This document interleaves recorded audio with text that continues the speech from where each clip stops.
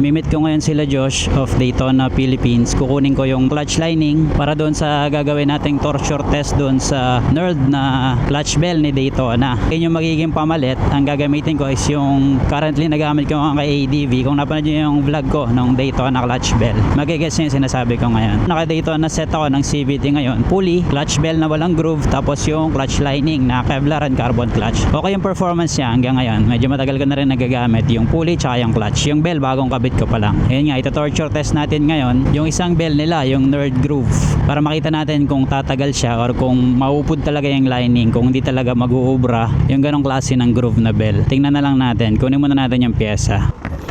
Hello ka sa vlog. Ay,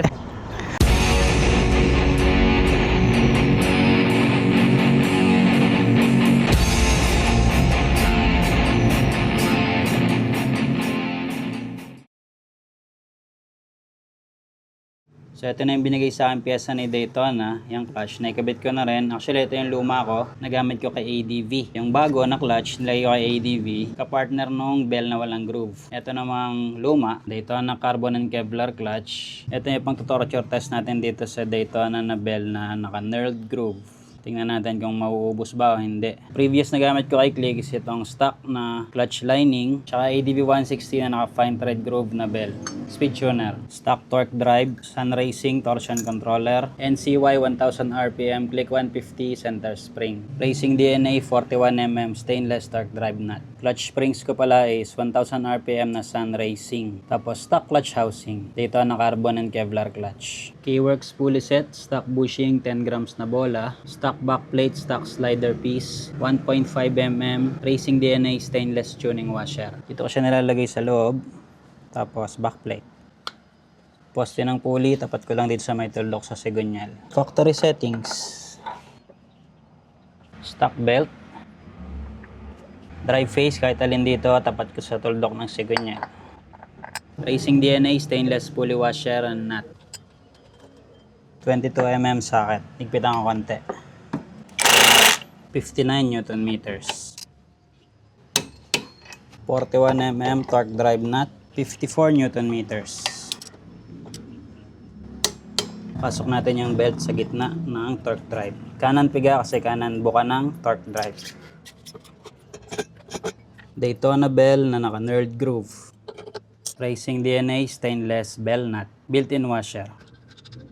19mm socket. 49 Newton meters. Start natin yung motor.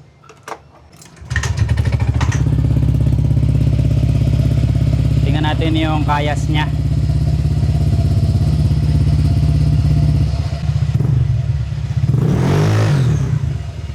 Meron yung sumisipol.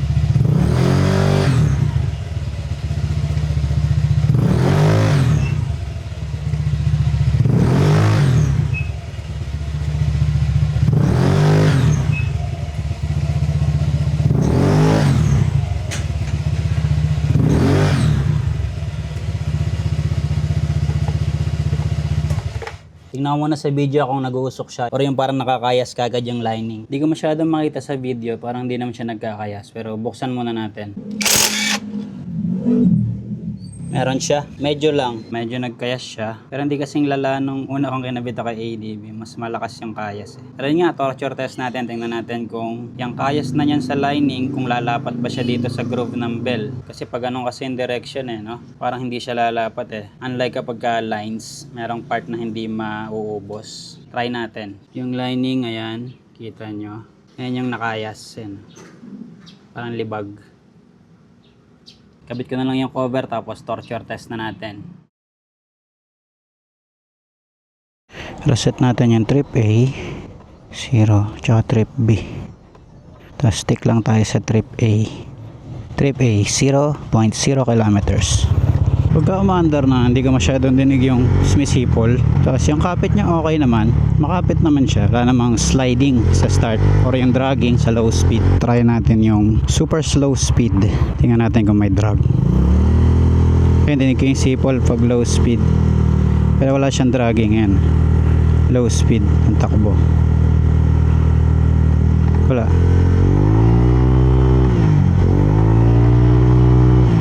Okay naman, walang dragging sa low speed. Plano ko ngayon is mag-Clark loop ako para makita natin kung mauubos yung lining na. Maririnig ko naman yan actually kung mauubos na yung lining. Iba na tunog niyan, parang tunog bakal sa bakal na. Yung alloy part na ng lining na kumikis-kis sa clutch bell. Tapos syempre parang magsasliding na yan, parang wala nang power, dumudulas na siya. Tingnan natin kung kakayanin niya yung Clark loop. Kita naman natin kung ilang kilometers yung mata-travel natin ngayon sa test ride natin. Tapos pag uwi, bubuksan natin yung CVT. Check natin kung kamusta yung condition niya, kung gaano kadami nabawas or kung naubos. Meron din naman akong dala na tools pang baklas ng CVT, tsaka syempre yung luma kong bell at lining dala ko din para kung sakali nga na maubos meron akong pamalit. Clark loop tayo ngayon para sa torture test natin dito sa Daytona Knurled na clutch bell tsaka yung Daytona Carbon and Kevlar clutch. Pasok tayo ng Clark Friendship Gate, tapos kanan tayo dito papunta ng SM Clark.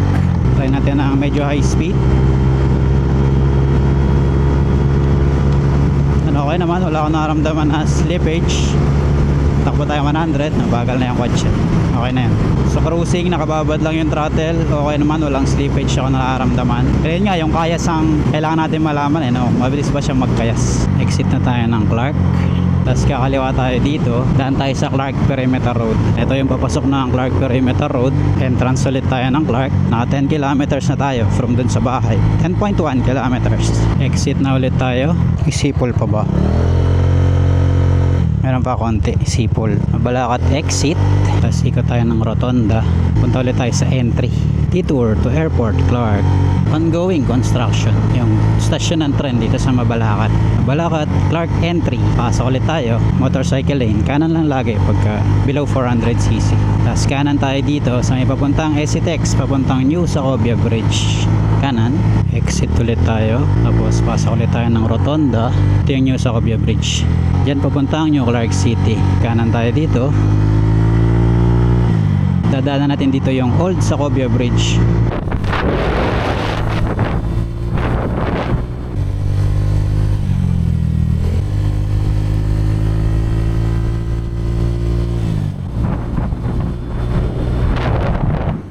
Dito may daan din, yan. Pakanan, papunta dun sa bahay. Pero diretsuhin na lang natin para nasa loob pa rin tayo ng Clark, sa Clark Loop natin. Sa Pangbato exit naman yun, lugar na yun. Kanan na tayo dito, pabalik na tayo dun sa may Friendship Gate. 27.8 kilometers na yung nababiyahe natin. Kanan na tayo dito, exit na tayo. 30 kilometers na, yung nababiyahe. Uy, ang bilis ng kabayo. Pahon.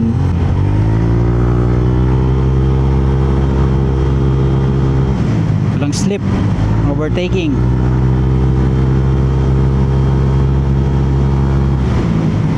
Okay na yan, palamigin na lang muna natin tapos saan natin buksan. Check natin yung condition. Sa 30.8 kilometers na biyahe, magiging 31 pa to.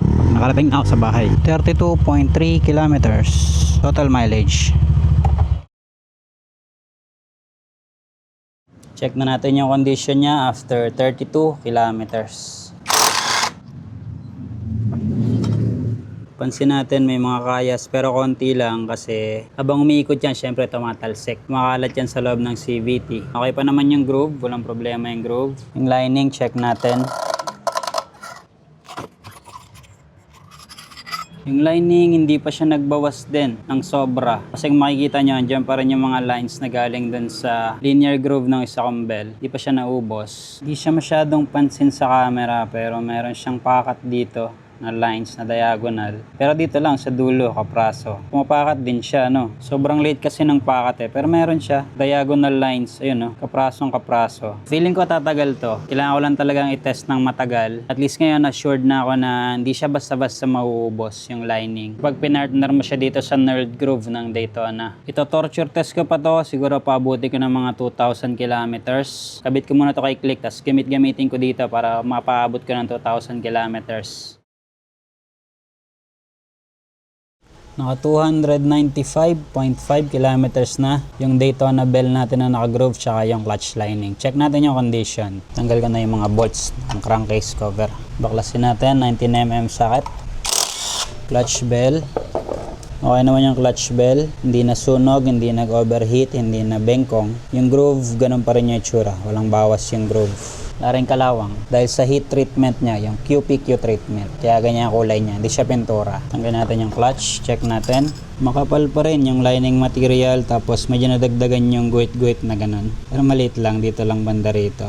Ito walang mark ng guhit. Pero ang kapal pa niya, andun pa rin yung markings nung dating groove, nung linear groove nung Labo Wing Bell. Hindi rin talaga siya mabilis maubos. Ngayon, ang plano ko, ililipat ko siya kay ADV. Doon natin ituloy yung torture test kasi bira ako talaga magamit si Click. Sobrang tagal na, 300 kilometers pa lang almost. Sa performance naman, wala namang slippage at dragging ako nararamdaman. Pero andun pa rin yung sipol na tunog. Pag from dead stop, may sipol pa rin siya. Kaya yan, hindi siya malakas sa lining. Nalipat ko na siya kay ADV. Same lang naman yan ang clutch housing, kaya pinagpalit ko lang. Ito yung kay Click. Ito yung torque drive na ADV. Tapos ito yung pinag-torture test natin na clutch na galing kay Click.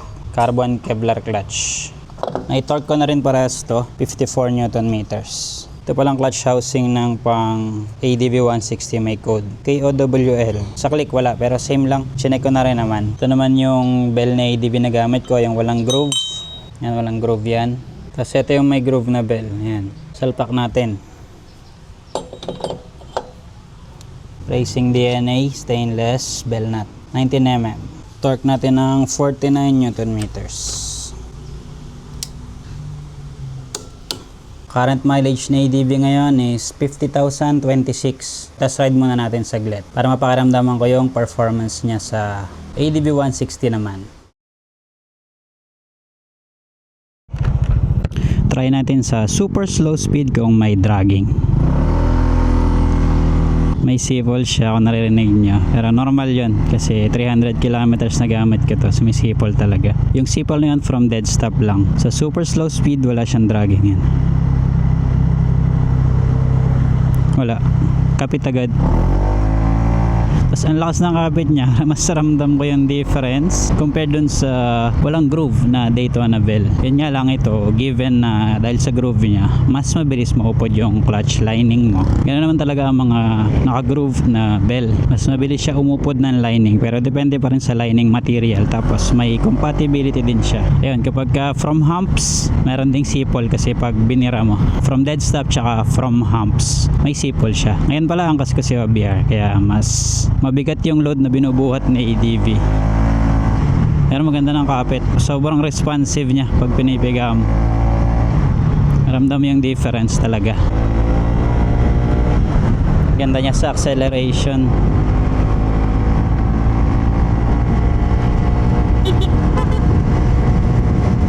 Walang bitin, walang slip na nararamdaman ako. Yung slip na sinasabi ko sa high speed yon or high RPM, hindi siya dumudulas kasi nga naka-groove to. Pero yung walang groove na bell nila na Daytona, wala ring slip yon sa high speed. Ramdaman naman yan parang patras takbo. Tumataas RPM na hindi nagbabago yung speed. Ang groove ay hindi sa dragging, hindi yan solution sa dragging. Sa performance yan, kung gusto mo na mas makapit kada piga mo, tsaka yung sa slippage, ma-minimize niya nga yung sa high speed na takbuhan. Yung nga pala yung panggilid na gamit ko ngayon is K-Works na ulit. Tapos ko na kasing i-torture test yung Daytona pulley. Nasa 6,000 plus kilometers ko na siya nagamit. Okay naman yung kinalabasan, walang noticeable damage na nakita ako. Sa performance okay din, nakuha ko yung tono ko sa kanya. So okay yung Daytona na super stock pulley. Mas mura din kasi pulley lang yun, partner niya ay stock drive face. Flash ko na lang sa screen yung current set ko ngayon sa CVT panggilid.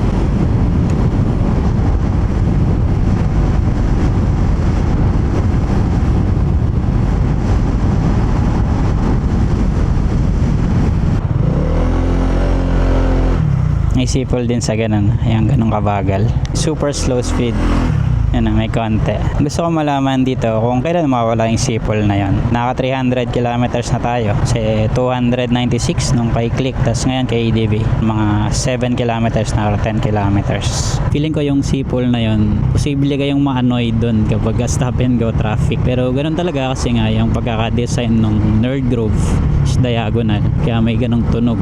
Pero yan nga, tingnan natin kung ilang kilometers siya bago mawala. Dito sa gagawin nating torture test, syempre may dala kong pamalit na clutch lining tsaka clutch bell para in case na yun nga maubos kalagitnaan ng biyahe. Pero feeling ko hindi talaga siya mauubos kasi nang natest ko nga kay Click sa 300 kilometers na yun, halos walang bawas. Confident ako na hindi siya basta-basta mauubos talaga. Pero malalaman natin after 2,000 kilometers nga. Factor din kasi yung bigat ng motor, syempre si ADV mas mabigat kaysa kay Click. Pero nung ginagamit ko yun sa 300 kilometers, angkas ko lagi din si OBR nun. Kasi ginagamit namin doon sa may New Clark City, doon sa may mga matataas na honan doon. Tapos yun nga, okay naman siya. Hindi naman siya na ubos ng sobra. Kapraso lang yung nabawas. And doon pa nga rin yung mark ng previous na groove, yung linear groove. Dito sa short test ride natin, okay naman siya. Akong ramdaman na kakaiba. Siyempre yung Sipol given na yun, ganun din naman kay Honda Click. Pero okay siya, walang dragging sa low speed. Kanina na traffic kami doon bago lumikod doon sa may kanto. Tapos sa high speed nga, okay siya, walang slip. Tapos mas makapit nga siya, mas snappy compared dun sa walang groove. Pero yun nga, cost ng performance is yung longevity. Mas madaling ninipis ang lining kapag naka-groove na bell. Tapos depende siya sa type ng groove, kung gaano kabilis, tsaka yung compatibility niya sa clutch lining. Balikan ko na lang kayo after 2,000 kilometers nga. 50,000, 56 ang mileage na ADV ngayon. So 52,000, balikan ko kayo. Marami na kaming long ride na mapupuntahan ni OBR. Buksan natin yung CVT. Tapos kwento ko sa inyo yung magiging experience ko dito sa Daytona na naka Nerd Groove na bell or Evo version na partner sa Daytona Carbon and Kevlar clutch sa 2,000 kilometers na gamit ko siya kay ATV. Itong ride pala namin is papunta kami sa Altesa Resto. Branch ride namin. 10:41 pa lang. Altesa Cabins and Restaurant. Yung resto, order na kami. Hintayin na namin yung food. Pakita ko sa inyo. Ang ganda pala dito. Ganda, may mga tulay.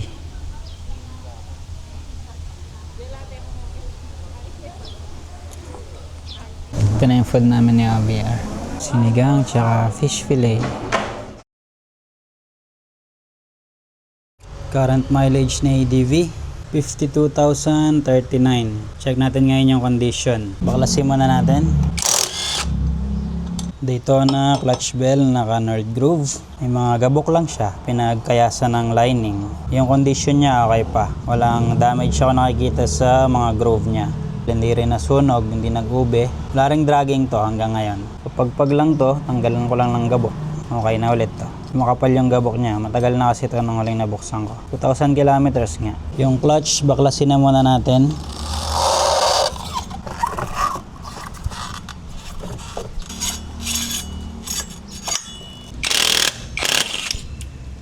Sobrang kapal pa rin niya. Halos walang bawas. Compare natin doon sa isang clutch. Ito, yung thickness. Konti lang yung difference, halos wala. Konting-konti lang yung difference ng bawas. Makapal pa talaga.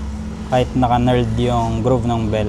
Inisin ko lang muna to. Based dun sa naging resulta ng testing natin, dito sa Daytona bell na naka-groove, partnered sa Daytona Carbon and Kevlar clutch, hindi talaga malakas makaubos ng lining tong bell nila. Basta ipapartner mo sa matigas na lining kagaya nito. Pero ito yung best partner talaga itong dalawa. Then sa performance naman, sobrang kapit talaga nito compared dun sa bell na walang groove ng Daytona. Mas makapit ito. Yung sipol nga lang niya sa umpisa, gano'n na talaga dahil sa design nito. Hindi na siya nawala. Pero para sa akin okay lang yun kasi para kang may turbo from stop or yung sobrang bagal. May sipol talaga siya. Sobrang kapit, tapos yun nga, wala akong naramdaman na dragging hanggang ngayon. So marirecommend ko siya. Hindi siya malakas makaubos ng lining. Tapos mas maganda yung performance niya, mas makapit. Compared sa walang groove na bell nila. Pero okay din yun. Mas makapit lang talaga to. So kung susubukan nyo, ito dapat yung magka-partner for best result.